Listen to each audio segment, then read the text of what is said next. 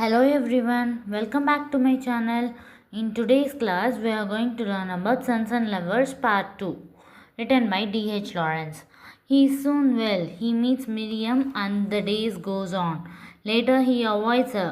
So இதில் என்ன சொல்கிறாங்கன்னா அவனுக்கு வந்த டிசீஸ்லேருந்து ரொம்ப சீக்கிரம் சரியாயிடுறான்னு சொல்கிறாங்க. மிரியம் என்ற ஒரு பொண்ணை பார்க்குறான், அதில் லவ்வில் ஃபாலோ ஆகுறான்.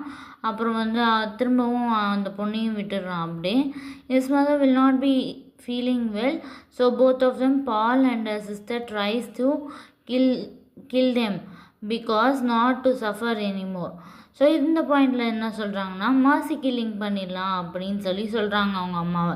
எதுக்காகனா ரொம்ப வந்து உடம்பு சரியில்லாதவங்க அப்படின்ற ஒரு காரணத்துக்காக ரொம்ப கஷ்டப்படுறாங்க. பால் realises he can't love any woman than his mother. அவன் வந்து உணர்றான். என்ன மாதிரி உணர்ச்சின்னா அவங்க அம்மாவை வந்து என் அம்மாவை விட யாராலையுமே இந்த உலகத்தில் லவ் பண்ண முடியாது, யாரும் ஈடாக மாட்டாங்க அப்படின்றாங்க. Paul love involves in affair with Clara.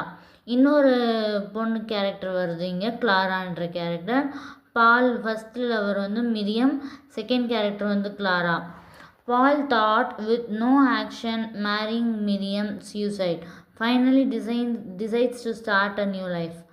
பால் நினச்சான் எந்த செயலும் வந்து மிரியம்மை வந்து மேரி பண்ணிக்க முடியாது, சூசைடும் ஃபைனல் டெசிஷன் இல்லை, அதனால் ஃபைனலாக ஒரு புது லைஃப்பை ஆரம்பிக்கலாம் அப்படின்னு சொல்லி முடிவு பண்ணுறான். தீம்ஸ் எல்லாம் வந்து பார்த்திங்கன்னா Oedipus complex, passion and love, bondage.